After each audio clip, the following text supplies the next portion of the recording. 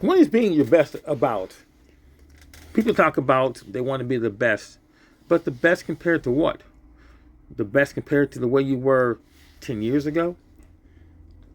To the, compared to who you were last week?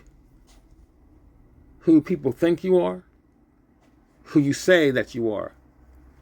Being the best is about learning from your environment and trying to make it better than you were the last time.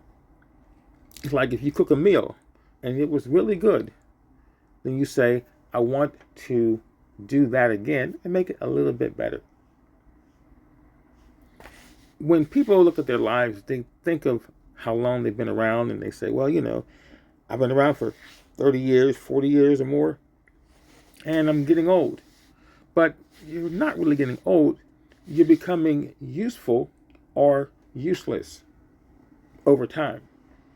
You see, like, for example, muscles don't just atrophy because they're old. They atrophy from lack of usage. Same thing with your brain. You lose skills because you don't continue to use them. I'm sure people tell you things like, I was young, I used to be able to do fill in the blank. And they say, I can't do it. And you say, why? Oh, because I haven't done it in a long time, I just can't do it. The memory is strong, and sometimes even the desire is still there, but you don't have the ability to do it. So when you look at your life, look at what you want to bring forth the next day and make it happen today.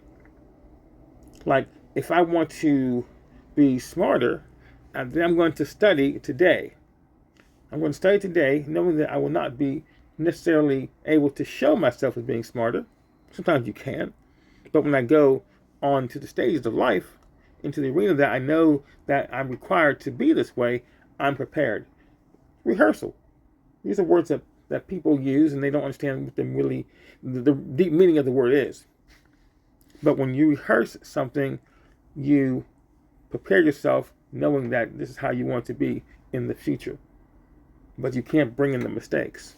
It's like no one wants to see a movie that is nothing but a blooper reel. You might want to see it later on when you enjoyed the movie and say, that was fun to look back at. You can laugh at your mistakes. But we want to see performance which is flawless, which is without any types of mistakes and delays and regrets. Our life should be the same way. When you wake up in the morning, that's your time.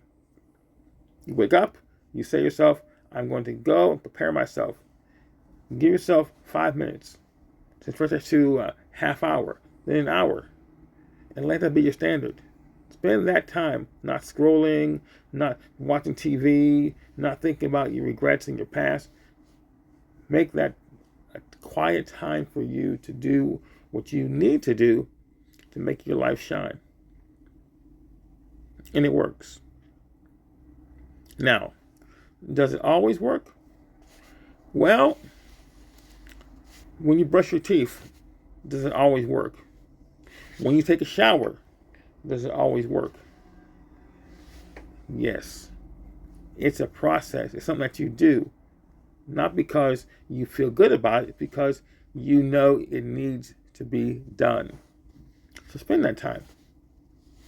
Study, meditate, pray, journal, whatever you need to do in that time. It should be you and your thoughts, you and your spirit, you and that higher power, and the energy that propels you forward. And I'll end by saying this. If you untie your shoes when you come home, you won't have to worry about being able to slip into your shoes and leave in the morning. But if you don't untie your shoes when you come home, when you go to leave the next day, you'll have to stop and untie your shoe or try to slide your feet in.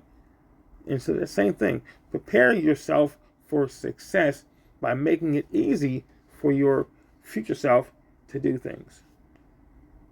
When I eat properly, I make my future self healthier. When I save money, I make my future self richer.